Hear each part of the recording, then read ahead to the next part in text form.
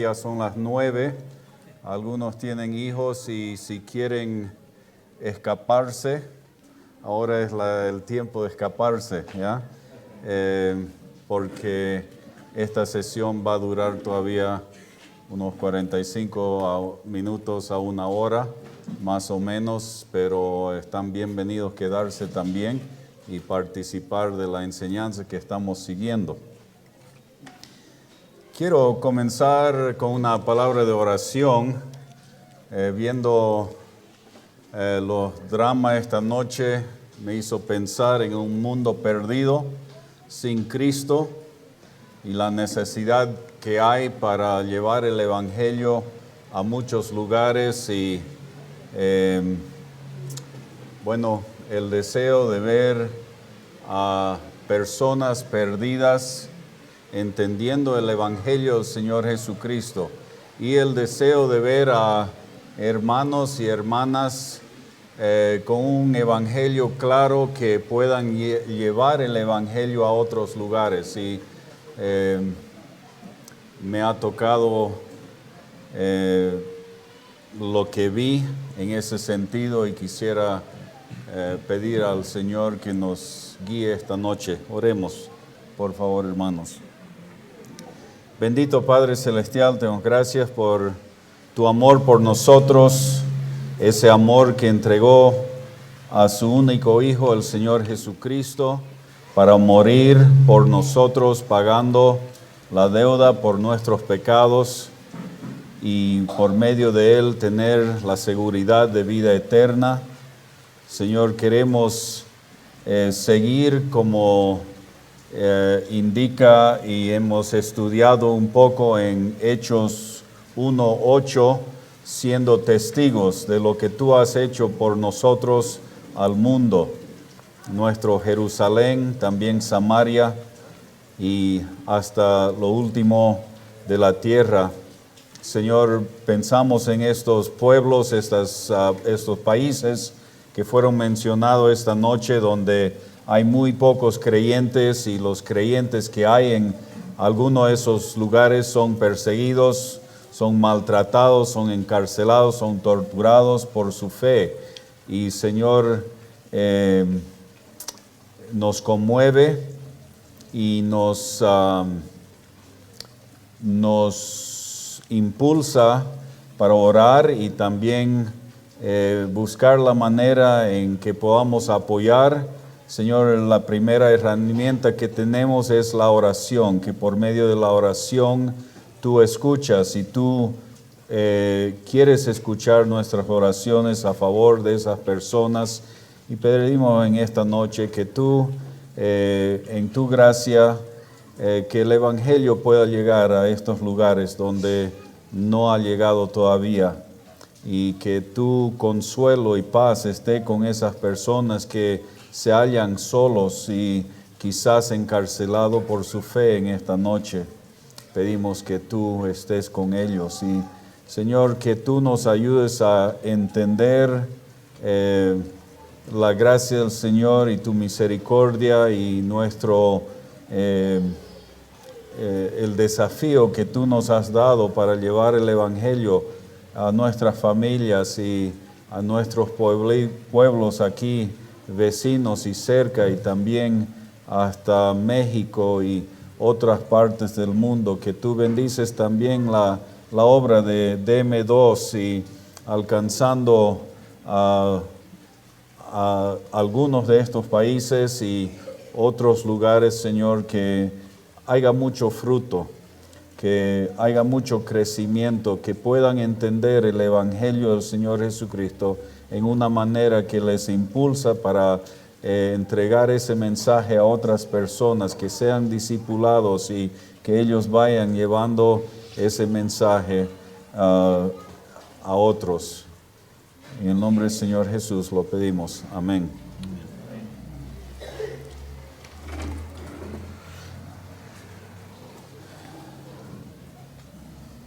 Vamos a continuar el estudio.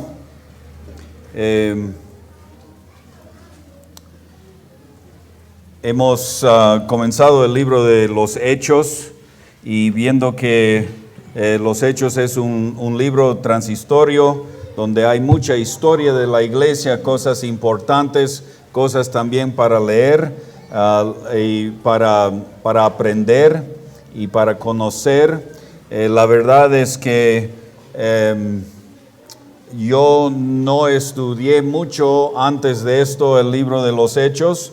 Me enfocaba más en lo que Pablo escribía y otros, pero al estudiar el libro de los Hechos me ha dado un panorama más claro de la iglesia en su comienzo y lo que Dios estaba haciendo. Y estamos en la página 18. Vamos a entrar nomás al estudio en esta noche para no tardar mucho, pero quiero que estén pensando en esto, lo que hemos estado estudiando en estos capítulos de Juan 13, 14, vamos a estar entrando al 15. Jesús está en sus últimas horas con sus discípulos. Entonces, creo que lo que Él está diciendo en estos capítulos son cosas muy importantes para ellos, era muy importante y para nosotros también, muchas enseñanzas claves y debemos pensar en eso y ponerlo en práctica en nuestras vidas. La pregunta de Tadeo y la respuesta de Cristo. Puede leer, por favor, hermano. No vamos a leer toda la porción, pero vamos a leerlo versículo por versículo y ver lo que Jesús sigue enseñando a sus discípulos. Si puede leer la pregunta del versículo 22, San Juan 14, versículo 22. Le dijo Judas, no el Iscariote: Señor, ¿cómo es que te manifestarás a nosotros y no al mundo? ¿Cómo es que te manifestarás a nosotros y no al mundo? Judas, Tadeo, hijo de Santiago, entendió que el mundo no verá más a Jesús, según el versículo 19, pero que Jesús se manifestará a sí mismo a aquellos, los discípulos que lo amaban a Él. Según el versículo 21, y él estaba confundido. ¿Cómo puede ser esto? Jesús ha estado todo su ministerio, fue un ministerio público, con la gente, entre la gente, y ahora está diciendo que no se iba a manifestar al mundo, y tenía esta pregunta.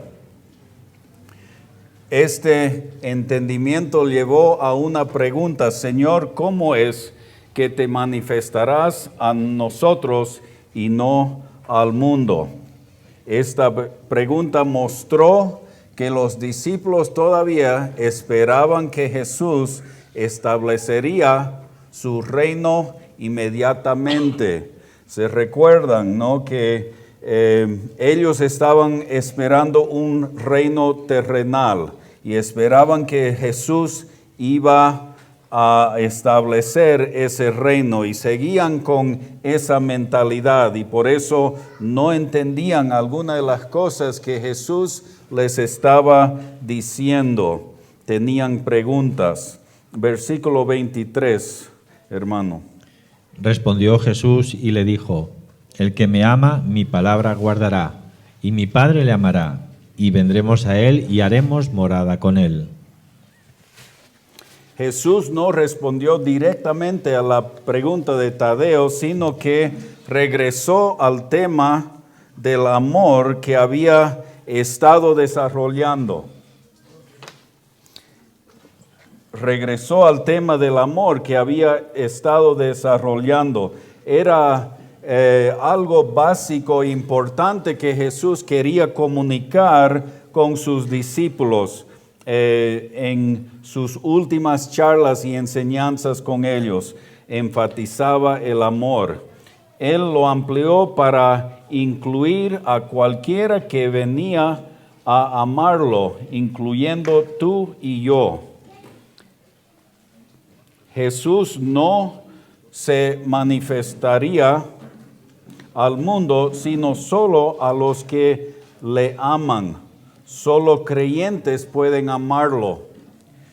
Al mundo no, los incrédulos y el mundo no aman a Cristo. Y entonces él respondió de una manera a la pregunta, pero no directamente. Quería volver a su tema que él estaba desarrollando. Jesús dijo que él y el Padre amarían y tendrían compañerismo, vendrían a ser su hogar con el creyente que guardara su palabra.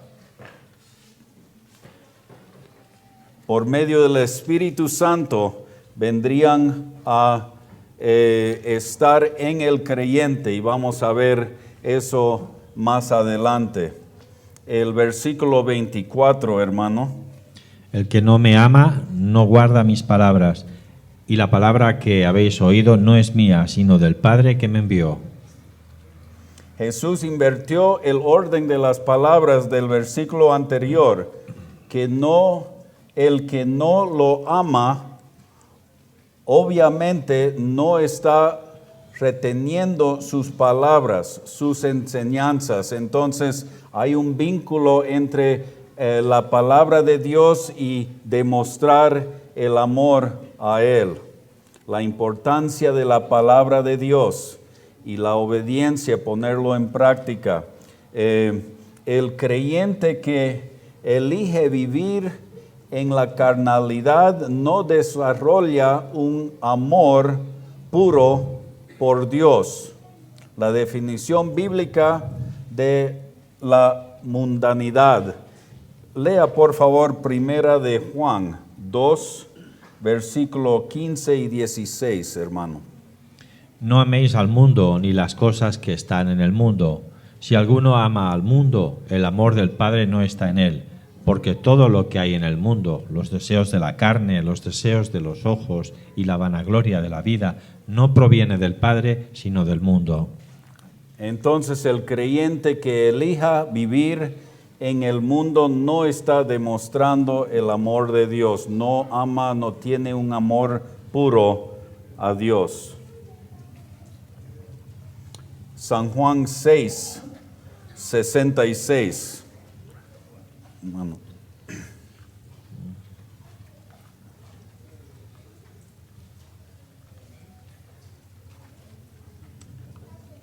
Desde entonces muchos de sus discípulos volvieron atrás y ya no andaban con él.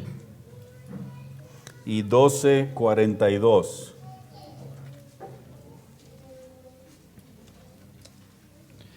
Con todo eso, aún de los gobernantes, muchos creyeron en él, pero a causa de los fariseos no lo confesaban, para no ser expulsados de la sinagoga. Ambos, los discípulos que abandonaron a Jesús y los fariseos creyentes que se mantuvieron en silencio sobre su fe en Él, eran ejemplos de creyentes que no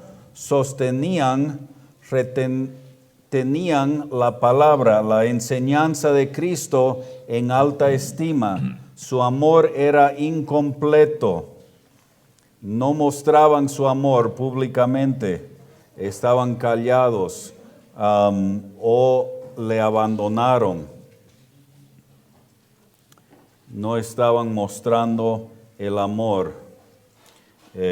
Algo que mostraban que eran discípulos era su amor. En Juan 8, 31 y 32. Dijo entonces Jesús a los judíos que habían creído en él: si vosotros permaneciereis en mi palabra, seréis verdaderamente mis discípulos, y conoceréis la verdad, y la verdad os hará libres. Otra vez enfatizando la importancia de la palabra de Dios, y creo que esto es algo que no podemos enfatizar suficientemente. Brett lo mencionó esta mañana, pero la palabra de Dios es lo que nos guía y nos enseña, y siempre tenemos que volver a ella para conocer la verdad. Es la fuente de verdad. Un discípulo que está madurando continúa constantemente en guardar la palabra de Dios. Entonces Jesús le estaba diciendo a los judíos que habían creído en él: si vosotros permanecéis en mi palabra, seréis verdaderamente mis discípulos, y conoceréis la verdad, y la verdad os hará libre. La importancia de la palabra de Dios y de ponerlo en práctica, mostrando que de veras lo amamos a Él. El 24 otra vez, hermano. El que no me ama no guarda mis palabras, y la palabra que habéis oído no es mía, sino del Padre que me envió. El que no me ama no guarda mis palabras. Las palabras de Jesús llevan autoridad divina. Por lo tanto, despreciar o lo opuesto a guardar, porque él ocupó la palabra guardar, el que no guarda sus palabras, es ignorar su significado vivificante. La importancia de la palabra de Dios para guiarnos, para que podamos crecer y madurar espiritualmente. Y Jesús estaba enfatizando la importancia de la palabra. El versículo 25, hermano. Os he dicho estas cosas estando con vosotros. Jesús enseñó a sus discípulos la verdad de la palabra de Dios mientras Él moraba con ellos. Os he dicho estas cosas estando con vosotros. Observe que Jesús usó la palabra permaneced, memo, aquí y extensamente en el capítulo 15, cuando hablaba de la vid. Vamos a ver esa palabra otra vez, permaneced en él. El versículo 26, hermano. Mas el Consolador, el Espíritu Santo, a quien el Padre enviará en mi nombre, Él os enseñará todas las cosas y os recordará todo lo que yo os he dicho. Jesús prometió que el Espíritu Santo no solo les recordaría todo lo que Él les había enseñado, sino que también les enseñaría todas las cosas. Entonces, la venida del Espíritu Santo era muy importante. Jesús está queriendo consolar a sus discípulos, diciéndole: el Espíritu Santo va a venir, yo les he enseñado, Él va a seguir enseñándoles. Y nosotros somos también enseñados por el Espíritu Santo. Es una de las obras del Espíritu Santo en nuestras vidas, es de enseñarnos la palabra de Dios, de ayudarnos a entender la verdad de la palabra de Dios. El Espíritu Santo les recordó a los discípulos de las palabras de Jesús. San Juan 2, 16 y 17, hermano. Y dijo a los que vendían palomas: quitad de aquí esto y no hagáis de la casa de mi Padre casa de mercado. Entonces se acordaron sus discípulos que está escrito: el celo de tu casa me consume. Se acordaron. Y el versículo 22. Por tanto, cuando resucitó de entre los muertos, sus discípulos se acordaron que había dicho esto y creyeron la Escritura y la palabra que Jesús había dicho. Se acordaron la palabra de Dios. El Espíritu Santo enseñó a los discípulos la verdad. Incluso hoy en día, si el Espíritu Santo no nos enseña, no podemos entender apropiadamente la palabra de Dios. Primera de Corintios 2, 10 al 13. Pero Dios nos las reveló a nosotros por el Espíritu, porque el Espíritu todo lo escudriña, aun lo profundo de Dios. Porque ¿quién de los hombres sabe las cosas del hombre, sino el Espíritu del hombre que está en él? Así tampoco nadie conoció las cosas de Dios, sino el Espíritu de Dios. Y nosotros no hemos recibido el espíritu del mundo, sino el Espíritu que proviene de Dios, para que sepamos lo que Dios nos ha concedido. Lo cual también hablamos, no con palabras enseñadas por sabiduría humana, sino con las que enseña el Espíritu, acomodando lo espiritual a lo espiritual. La importancia del Espíritu Santo en nuestras vidas para nuestro entendimiento, el correcto entendimiento de la palabra de Dios. Sumamente importante entender el rol del Espíritu Santo en nuestras vidas. Y Jesús estaba enseñando a los discípulos esto en sus últimas horas con ellos y a nosotros también.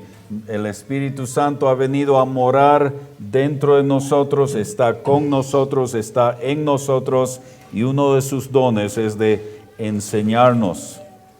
El versículo 27, hermano. La paz os dejo, mi paz os doy. Yo no os la doy como el mundo la da. No se turbe vuestro corazón ni tenga miedo. Jesucristo nos da una paz que provee la verdadera confianza y que elimina el temor. Filipenses 4:7. Y la paz de Dios, que sobrepasa todo entendimiento, guardará vuestros corazones y vuestros pensamientos en Cristo Jesús. La paz de Dios. El 28, hermano.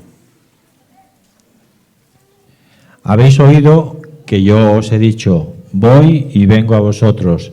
Si me amarais, os habríais regocijado, porque he dicho que voy al Padre, porque el Padre mayor es que yo. Jesús repitió Juan 13:33 para proveer aclaración. Habéis oído que yo os he dicho, voy y vengo a vosotros. Si me amáis, os habréis regocijado, porque he dicho que voy al Padre, porque el Padre mayor es que yo. Los discípulos estaban teniendo mucha dificultad para entender esto, y Jesús estaba queriendo animarles. El versículo 29, hermano. Y ahora os lo he dicho antes que suceda, para que cuando suceda creáis. Más tarde, el cumplimiento literal de esta profecía de que Jesús resucitaría de entre los muertos fortalecería la fe de los discípulos en Él y en su palabra. Ellos recordarían lo que Jesús les había dicho, y esto fortalecería su fe en Él, porque se iban a dar cuenta, es verdad lo que Él nos dijo. El versículo 30. No hablaré ya mucho con vosotros, porque viene el príncipe de este mundo, y él nada tiene en mí. Jesús también predijo la venida de la aparición de Satanás a través de Judas Iscariote, quien le traicionaría en el jardín. Mediante esta profecía, Jesús mostró su omnisciencia, su superioridad sobre Satanás y su control completo de su traición y muerte. Entonces, él estaba haciendo ahí una profecía de lo que le iba a pasar en el jardín y lo que iba a hacer Judas.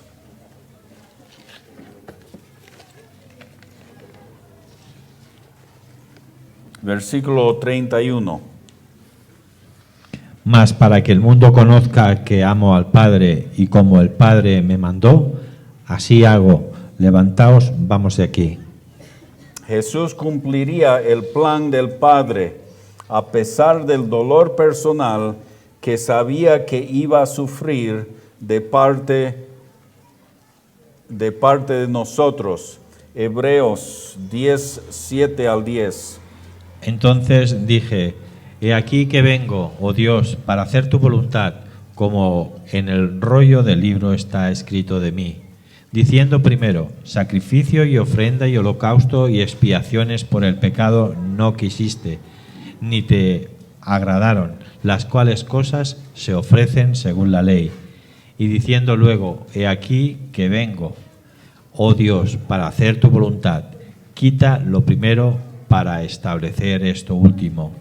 En esa voluntad somos santificados mediante la ofrenda del cuerpo de Jesucristo, hecha una vez para siempre. Jesucristo vino para cumplir el plan del Padre. El versículo 2 del capítulo 12, hermanos, de Hebreos. Puestos los ojos en Jesús, el autor y consumador de la fe, el cual, por el gozo puesto delante de él, sufrió la cruz, menospreciando el oprobio, y se sentó a la diestra del trono de Dios. Sufrió la cruz menospreciando lo propio. Jesús siempre hizo la voluntad de su Padre. Jesús y sus discípulos salieron del aposento alto y se dirigieron hacia el jardín de Getsemaní. El jardín pudo haber sido su salón de clase cuando enseñó la metáfora de la vid en el próximo capítulo. Estuve hace unas semanas atrás pensando en el sacrificio que hizo Abraham de su hijo. Cuando llevó a Isaac a ofrecerlo en el altar que él había hecho, tenía la leña, puso su hijo ahí, sacó el cuchillo para matarlo.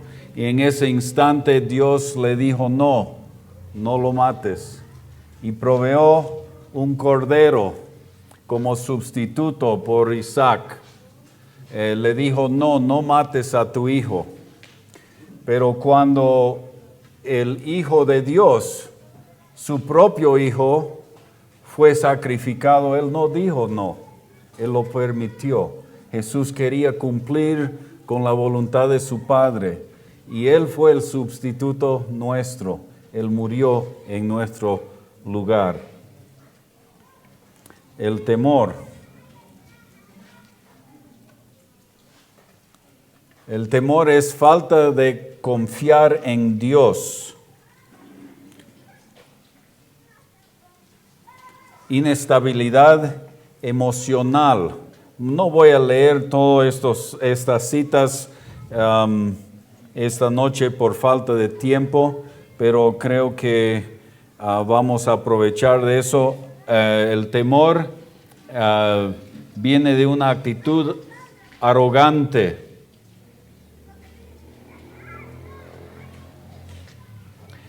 También del rechazo de punto de vista divino.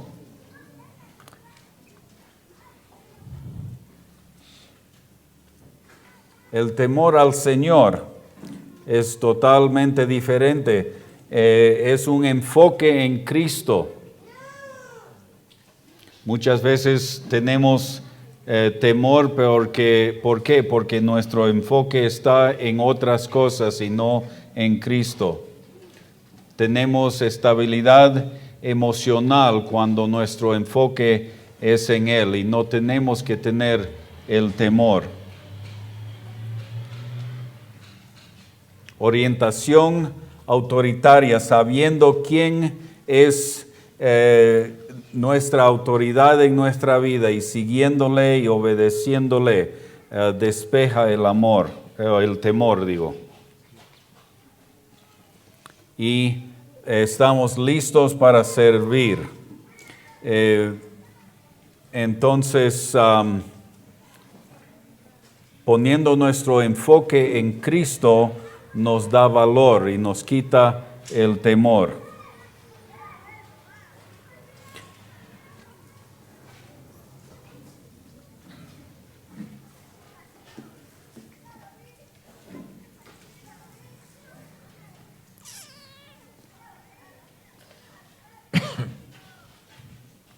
Allá lo hemos leído esto, ¿no?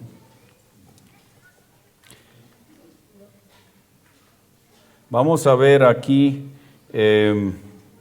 la ciudad de Jerusalén. Jesús salió de la ciudad.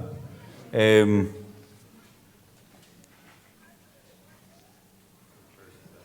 de arriba. Ok.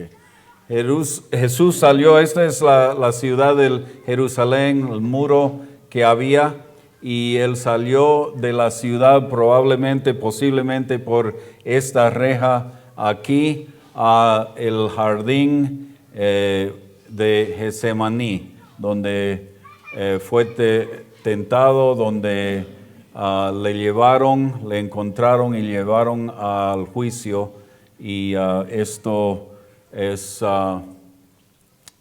la ciudad como era en aquel tiempo. Fue crucificado acá, a este lado.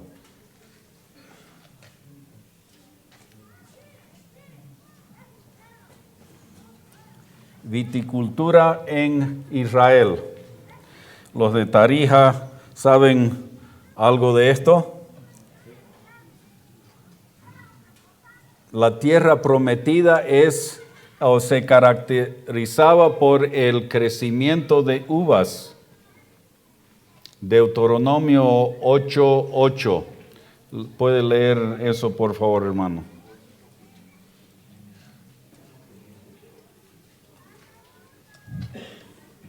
Tierra de trigo y cebada, de vides, higueras y granados, tierra de olivos, de aceite y de miel.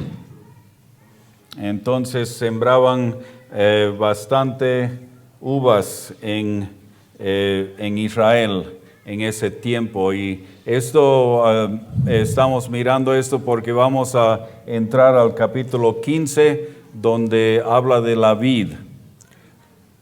La vidicultura en el elevado país de Samaria y Judea era prominente. Había mucho de eso allá en esa zona. He visto en Tarija y también en otras partes, Mendoza, Argentina, donde hay muchas plantaciones de uvas.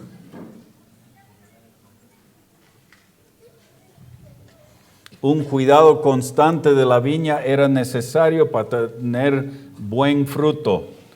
Siempre me impresiona el orden en estos lugares, cómo lo tienen todo bien ordenado. No es como el platanal en el Beni, ¿no? Bien podado, bien fertilizado, y un orden muy bonito.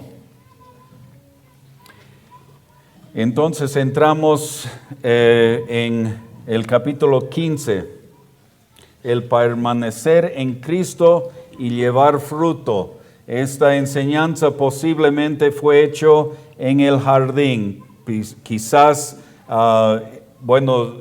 de veras entre las últimas palabras del Señor Jesucristo antes de que Él fue llevado para ser crucificado. Puede leer, por favor, el versículo 1, hermano. Yo soy la vid verdadera y mi Padre es el labrador. Yo soy la vid verdadera, mi Padre es el labrador. Para entender correctamente esta analogía, debemos tener en cuenta la metáfora de Jesús como la vid y el Padre como el labrador. En Isaías 5, 1-8, habla de esto también. No lo vamos a leer enteramente, pero si quieren verlo, ahí está la cita, Isaías 5, 1-8.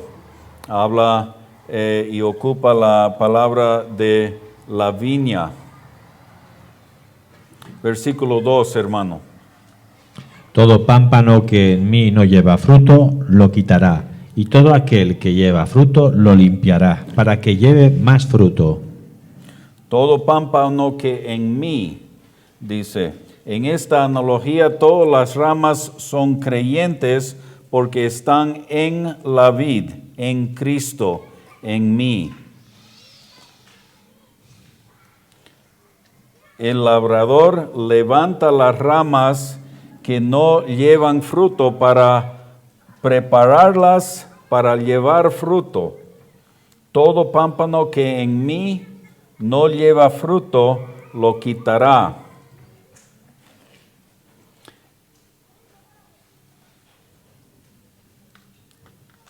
La palabra quitará en el griego, airo, puede significar levantar, puede significar varias otras cosas también. En San Mateo 9:6, levantar de la cama. ¿Puede leer San Mateo 9:6, hermano? Pues para que sepáis que el Hijo del Hombre tiene potestad en la tierra para perdonar pecados, dice al paralítico, levántate, toma tu cama y vete a tu casa. La misma palabra, levantar. Serpientes en Marcos 16:18, también puede significar tomar. La cruz en Mateo 8:34, hermano, lea eso, tomar. Y toda la ciudad salió al encuentro de Jesús, y cuando le vieron, le rogaron que se fuera de sus contornos. Y también obtener, recuperar una prenda en Marcos 13:16, y quitar como un pájaro que quita la semilla en Lucas 8:12, hermano. Lea Lucas 8:12. Y los de junto al camino son los que oyen. Y luego viene el diablo y quita de su corazón la palabra, para que no crean y se salven.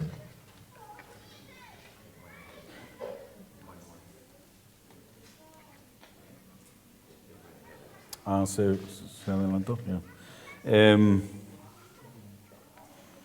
Entonces, la misma palabra ahí en Lucas 8:12, o un gobernante que quita el dinero.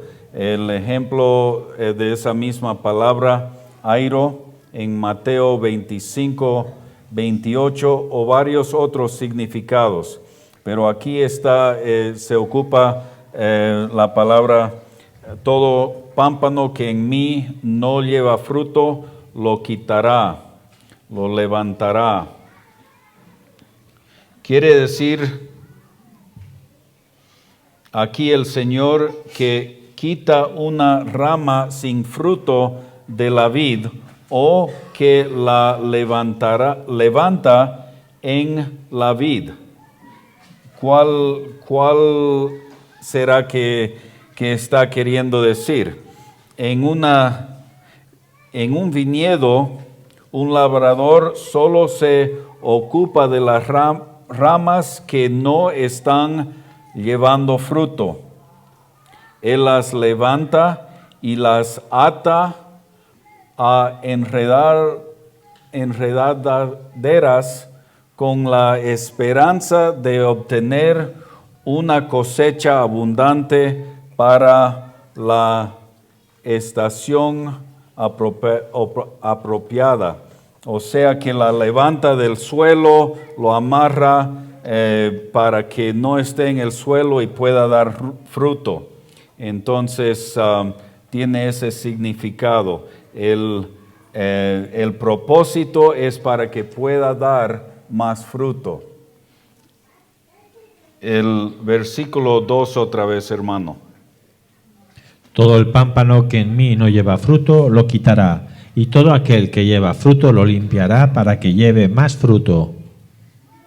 El labrador poda, hace corte da pruebas o sufrimiento a las ramas que dan fruto para que llevan más fruto. El objetivo es dar más fruto y los poda. según ese versículo para que den más fruto. Versículo 3, hermano. Ya vosotros estáis limpios por la palabra que os he hablado. Los discípulos ya habían sido purificados en la salvación por la fe en la palabra que Él les había hablado. Moriré por ustedes y resucitaré. Efesios 5, 26 y 27.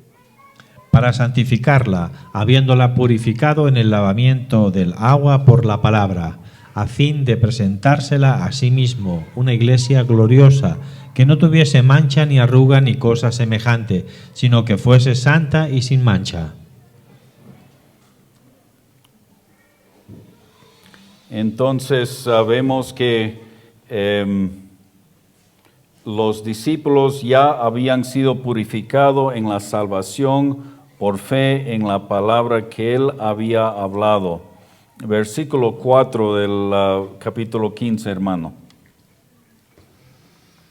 Permaneced en mí y yo en vosotros. Como el pámpano no puede llevar fruto por sí mismo, si no permanece en la vid, así tampoco vosotros si no permanecéis en mí. La importancia de permanecer en Cristo para los discípulos y para nosotros, así como la rama no unida a la vid no puede llevar fruto, así también el creyente no puede llevar fruto separado del Señor Jesucristo. Por esta razón Jesús nos manda a permanecer en comunión con Él.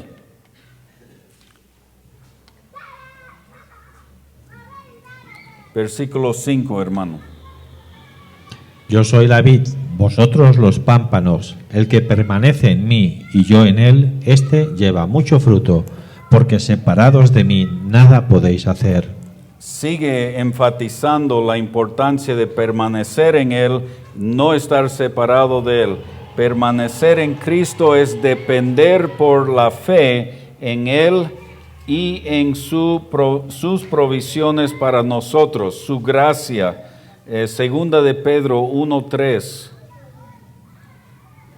Como todas las cosas que pertenecen a la vida y a la piedad nos han sido dadas por su divino poder, mediante el conocimiento de aquel que nos llamó por su gloria y excelencia. Y Romanos 1:17, por favor, hermano. Porque en el Evangelio la justicia de Dios se revela por fe y para fe, como está escrito, mas el justo por la fe vivirá. Mas el justo por la fe vivirá. Permanecer en Cristo es depender por la fe en Él.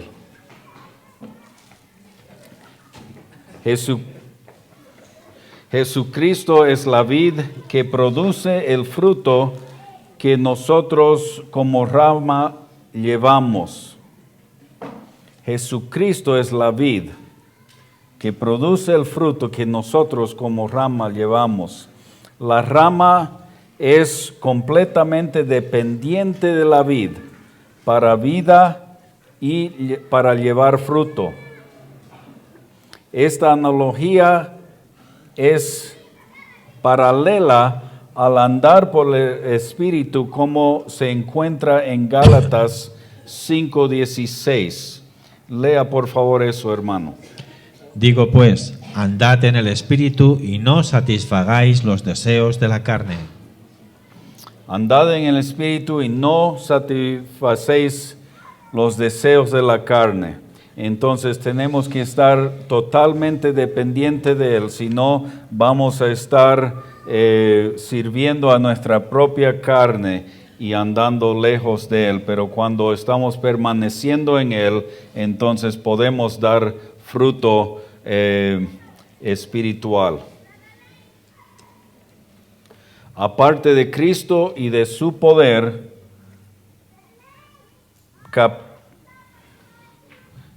capacitadora, no podemos hacer nada para agradar a Dios. Efesios 5:18, la última parte, hermano, lea todo el versículo, pero vamos a escuchar especialmente B, la última parte. Efesios 5:18. No os embriaguéis con vino, en lo cual hay disolución. Antes bien, sed llenos del Espíritu. Ser llenos del Espíritu. Y también 2 Corintios 3:5.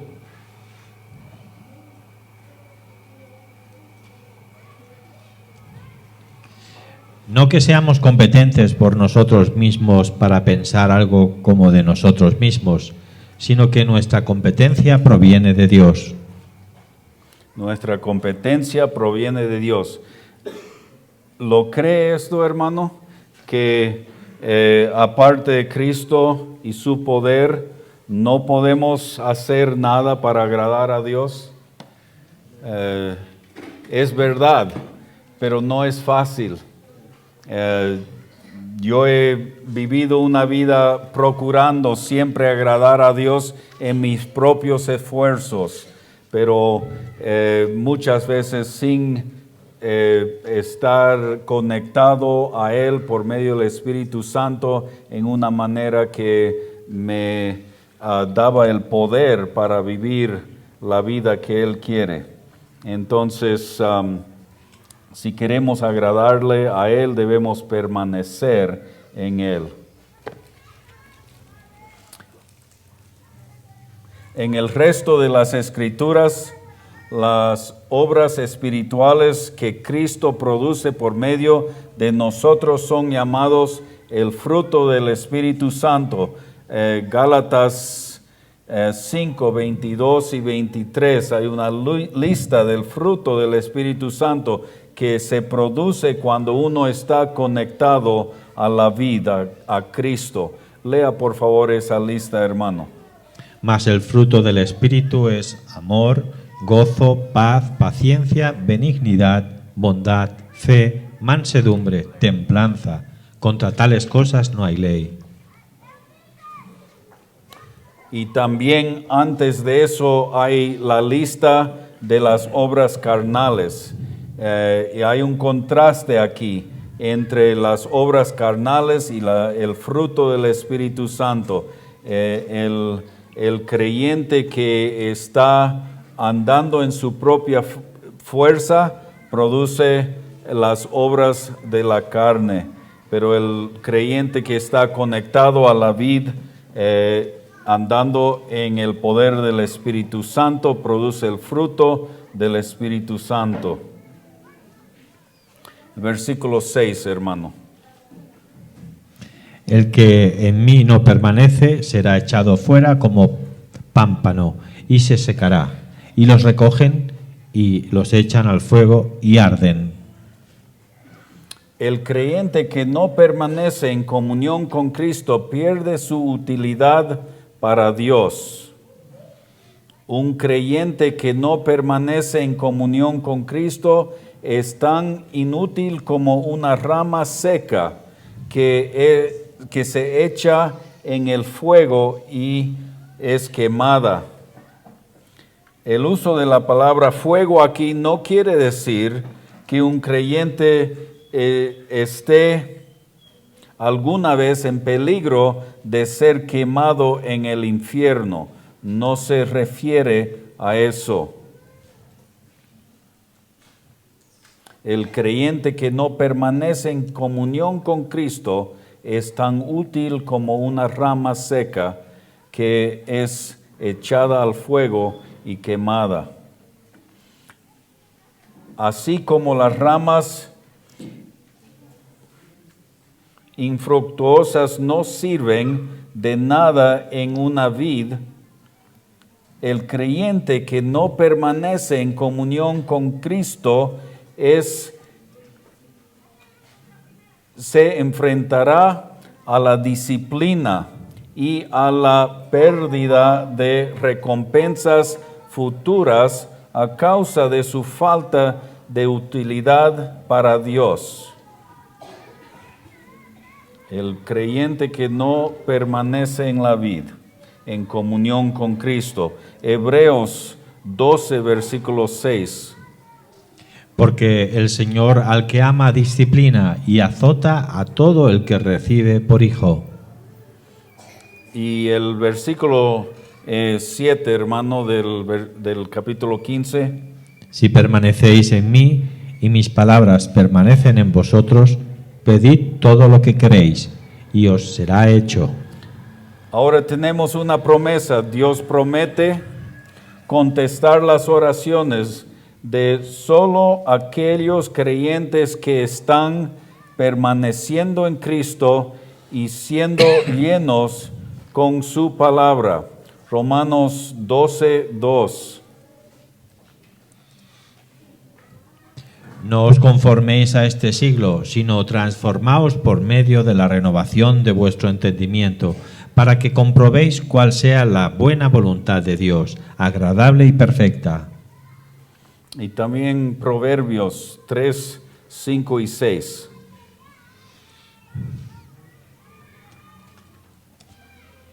Fíate de Jehová de todo tu corazón y no te apoyes en tu propia prudencia. Reconócelo en todos tus caminos y Él enderezará tus veredas. Promesas de Dios. Dios promete contestar nuestras oraciones si estamos permaneciendo en Cristo. Obviamente el creyente que está lleno de la palabra de Dios y permanece en Cristo no tendrá deseos egoístas, sino más bien los que están de acuerdo con la voluntad de Dios. El concepto de permanecer en Cristo hace racional la promesa de Dios de un cheque en blanco de pedir todo lo que queréis y os será hecho. Romanos 8, 26 y 27. Y de igual manera el Espíritu nos ayuda en nuestra debilidad, pues ¿qué hemos de pedir conforme conviene? No lo sabemos, pero el Espíritu mismo intercede por nosotros con gemidos indecibles. Mas el que escudriña los corazones sabe cuál es la intención del Espíritu, porque conforme a su voluntad, a la voluntad de Dios, intercede por los santos. La clave es si estamos permaneciendo en Él o no, si estamos conectados a la vid. El versículo 8, hermano. En esto es glorificado mi Padre, en que llevéis mucho fruto y seáis así mis discípulos. Un creyente no tiene que llevar fruto para Dios para ser considerado un miembro de la familia de Cristo, sino que solo tiene que creer en Cristo como su Salvador. Primera Juan 1, 12 y 13. Mas a todos los que le recibieron, a los que creen en su nombre, les dio potestad de ser hechos hijos de Dios, los cuales no son engendrados de sangre, ni de voluntad de carne, ni de voluntad de varón, sino de Dios. Nuestra meta no debería ser el producir fruto, más bien el permanecer en Cristo. Creo que esto es muy importante. Nuestra meta no debe ser producir fruto, más bien permanecer en Cristo. ¿Por qué? Porque el permanecer en Él produce fruto, ya que permaneciendo automáticamente produce fruto espiritual como un subproducto. Gálatas 5:16. Digo pues, andad en el Espíritu y no satisfagáis los deseos de la carne. Andar en el Espíritu, ¿y qué va a pasar? No vamos a estar en los deseos de la carne. Si quieres llevar fruto abundante que trae gloria a Dios y probar que eres un buen discípulo de Cristo, permanece en la vid, dependiendo momento a momento en tu Salvador. Gálatas 2:20. Con Cristo estoy juntamente crucificado, y ya no vivo yo, mas vive Cristo en mí. Y lo que ahora vivo en la carne, lo vivo en la fe del Hijo de Dios, el cual me amó y se entregó a sí mismo por mí. Es muy importante estar en la vid, permaneciendo en Él, dependiendo momento a momento en nuestro Salvador. De esa manera llevando mucho fruto. El versículo 9, bueno, antes hermano vamos a analogía con el creyente.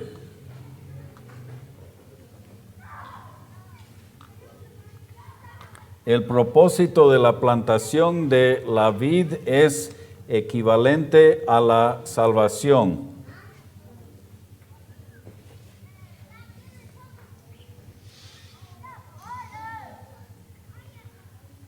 La madera de la vid es útil como un creyente que no es inútil, como un creyente que no permanece.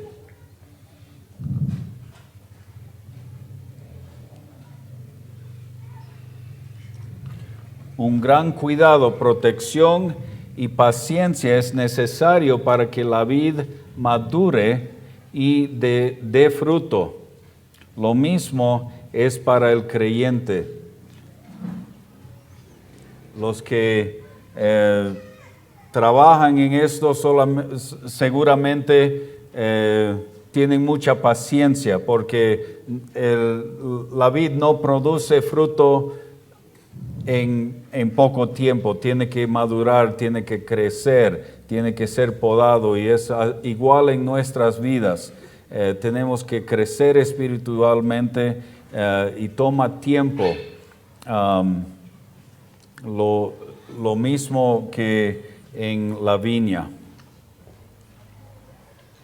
El crecimiento de la vid se produce con el cuidado adecuado, la luz y el nutriente.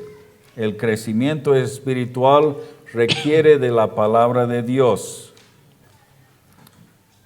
Es un proceso, el crecimiento espiritual, y nuestra nutrición viene de la palabra de Dios.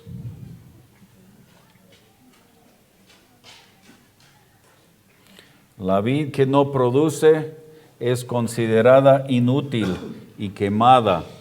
Así también el creyente que no produce enfrentará la disciplina divina.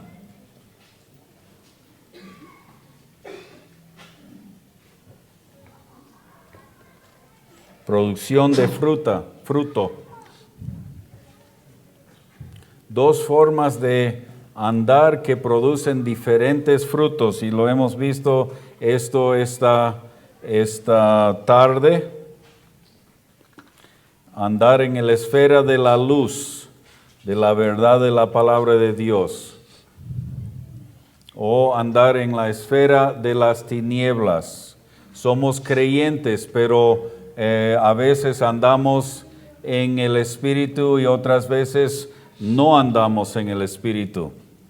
A veces andamos en nuestras propias fuerzas, nuestra carnalidad, y a veces andamos en el Espíritu, obedeciendo y por la fuerza de la palabra de Dios, o estamos carnales y mundanos,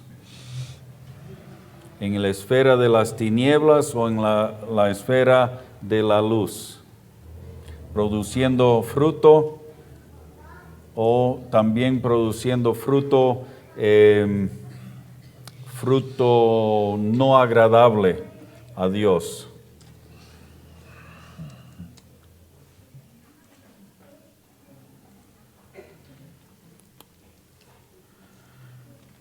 San Juan 15, 9 a 16, el amar los unos a los otros.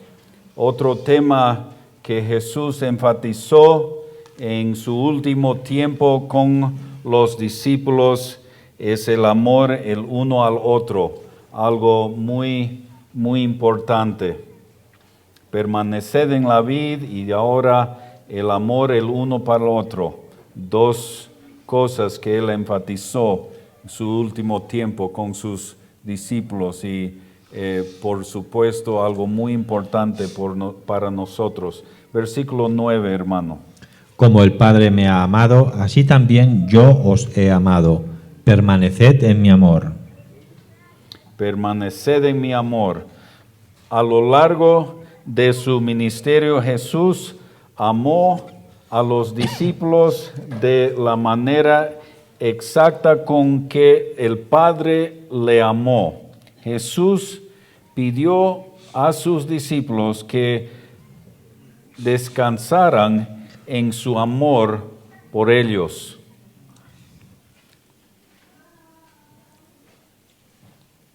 Versículo 10. Si guardareis mis mandamientos, permaneceréis en mi amor, así como yo he guardado los mandamientos de mi Padre y permanezco en su amor. Jesús sigue enfatizando el amor y dice, Jesús nos manda a guardar o obedecer sus mandamientos para que permanezcamos en su amor. Juan 14, 15. Si me amáis, guardad mis mandamientos. Versículos 21 y 23 también, hermano. El que tiene mis mandamientos y los guarda, ese es el que me ama. El que me ama será amado por mi Padre, y yo le amaré y me manifestaré a él. Le dijo Judas, no el Iscariote, Señor, ¿cómo es que te manifestarás a nosotros y no al mundo? Respondió Jesús y le dijo, el que me ama, mi palabra guardará, y mi Padre le amará, y vendremos a él y haremos morada con él. Enfatizando la importancia de guardar o obedecer los mandamientos y de esa manera mostrando el amor, permaneciendo en él.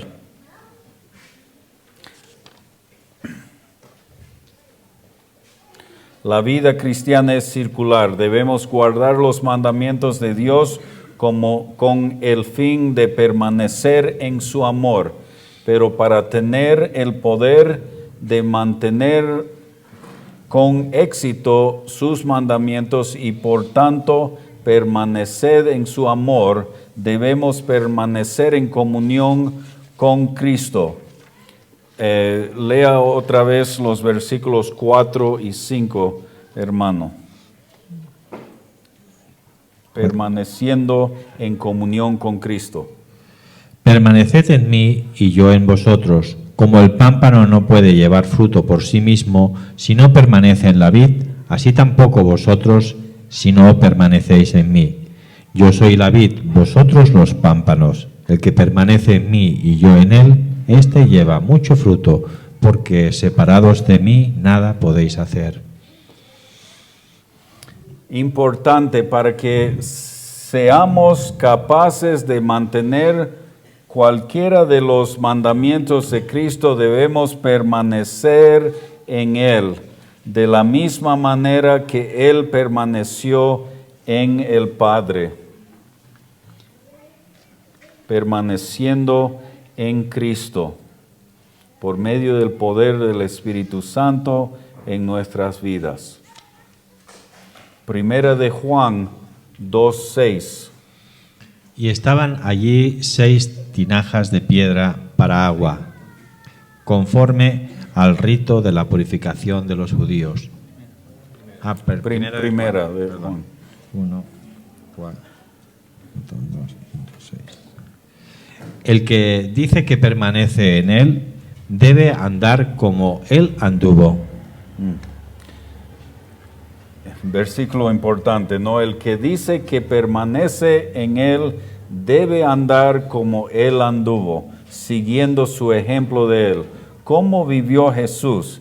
Vivió cada momento de su vida terrenal en completa dependencia del Padre, que pudo entonces cumplir su voluntad a través de Jesús.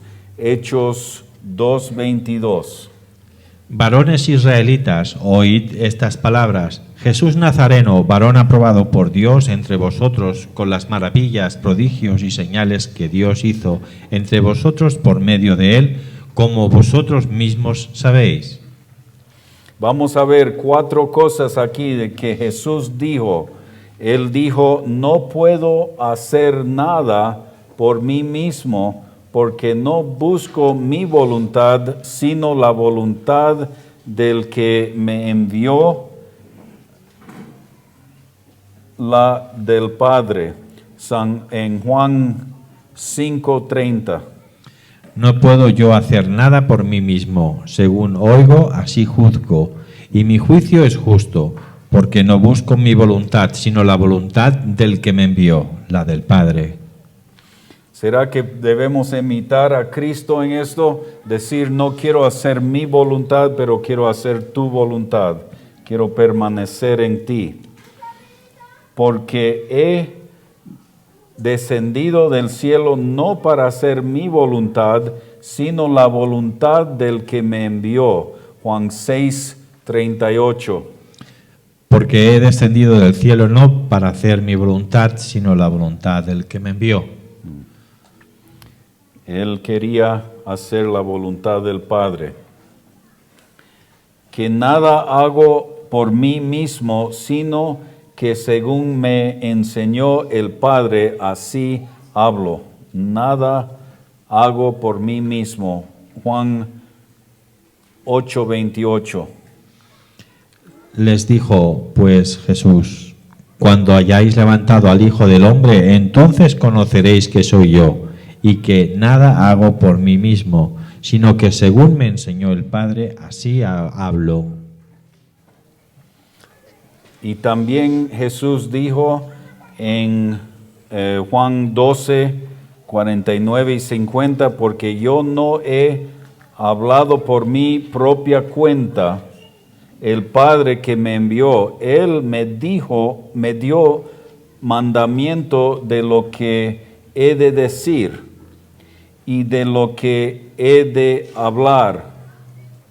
Y sé que su mandamiento es vida eterna. Así pues, lo que yo hablo, lo hablo como el Padre me lo ha dicho. Lea, por favor, también, hermano, esos versículos y escuchen el ejemplo de Jesús. Porque yo no he hablado por mi propia cuenta. El Padre que me envió, Él me dio el mandamiento de lo que he de decir y de lo que he de hablar. Y sé que su mandamiento es vida eterna. Así pues, lo que yo hablo, lo hablo como el Padre me lo ha dicho. Todos estos ejemplos de Jesús, dando el ejemplo de permanecer y la importancia de permanecer en Cristo para hacer su voluntad. Ni Él hacía su propia voluntad. Y nosotros, si queremos permanecer en Él, debemos poner la importancia, la palabra de Dios, vivir en el poder del Espíritu Santo y no hacer nuestra propia voluntad.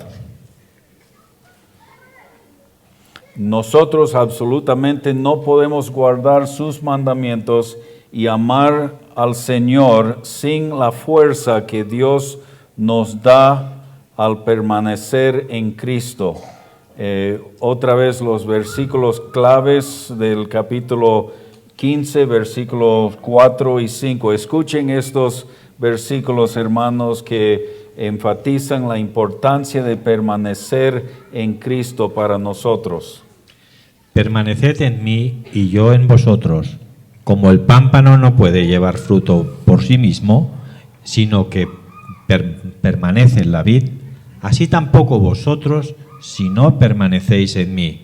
Yo soy la vid, vosotros los pámpanos. El que permanece en mí y yo en él, éste lleva mucho fruto, porque separados de mí nada podéis hacer. La importancia de permanecer en Él si queremos llevar fruto en nuestras vidas y el crecimiento espiritual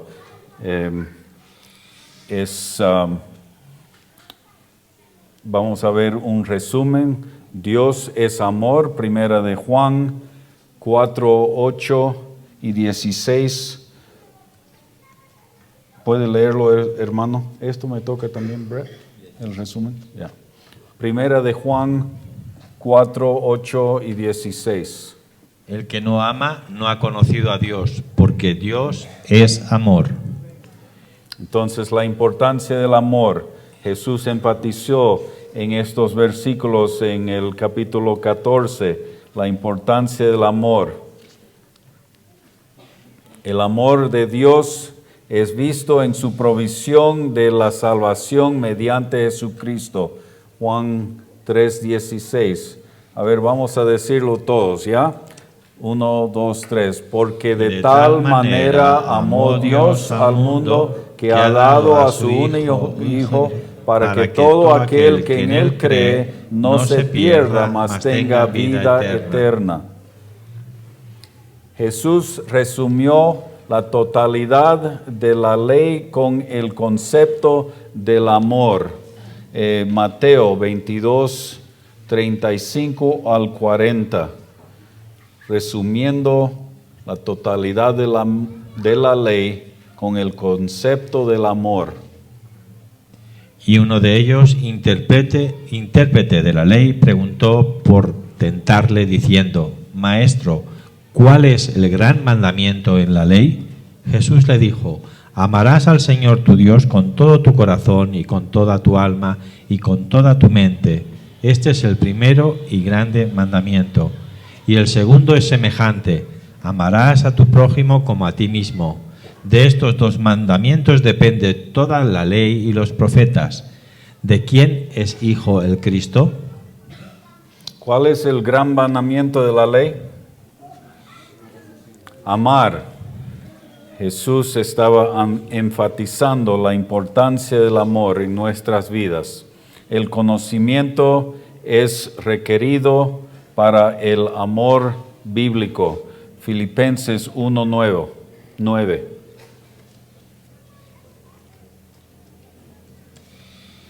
Y esto pido en oración, que vuestro amor abunde aún más y más en ciencia y en todo conocimiento.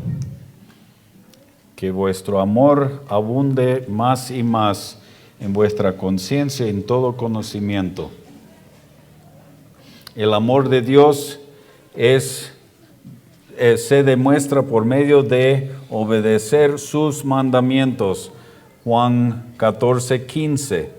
Si me amáis, guardad mis mandamientos. Si me amáis, guardad mis mandamientos. Obedecer la palabra de Dios demuestra el amor que tenemos hacia Él. El nivel de amor del creyente de esta era es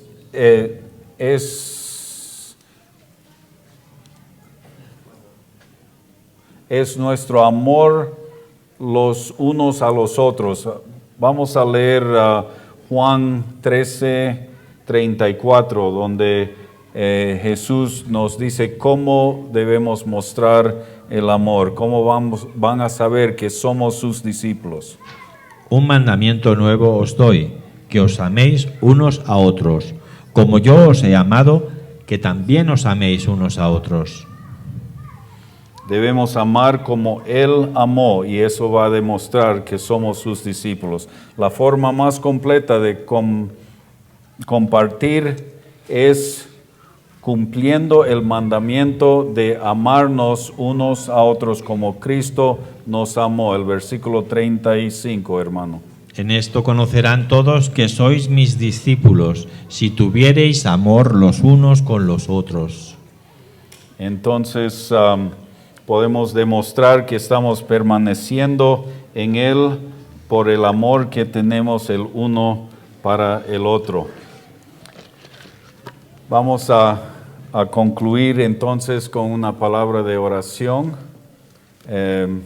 y pedir que Dios nos ayude a poner en práctica estos principios que Él estaba queriendo comunicar con sus discípulos y con la iglesia, con nosotros, para que seamos testigos de Él delante de un mundo necesitado.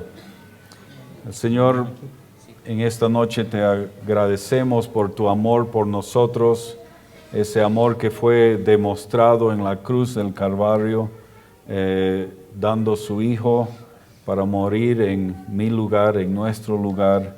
Esa sangre que fue derramada, que fue suficiente para limpiar el pecado de todo el mundo. Señor, confesamos que en nuestras vidas muchas veces nos dejamos controlar por nuestra carne y no por el Espíritu Santo. No estamos permaneciendo en ti como debemos, pero queremos crecer espiritualmente, queremos conocerte mejor, queremos mostrar nuestro amor por ti, por la obediencia que tenemos a tu palabra, guardando tus mandamientos. Señor, ayúdenos a crecer y llegar a ser ramas que producen mucho fruto. Señor, si es necesario podar, disciplinar, queremos que lo hagas para que seamos fructíferos, que podamos producir y de esa manera ser agradable a ti. Gracias por tu palabra. Señor, queremos poner en alto tu palabra en nuestras vidas y darle la importancia necesaria para entender y para crecer espiritualmente. Y te agradecemos por el privilegio de estudiar tu palabra y estar aquí en estos días. Pedimos por los que no han llegado, quizás están en camino, quizás vendrán mañana algunos todavía. Te agradecemos por los que están aquí. Ayúdanos a descansar bien esta noche para que podamos estar alertos y atentos en la mañana para aprovechar de la enseñanza de tu palabra. En el nombre del Señor Jesús lo pido. Amén.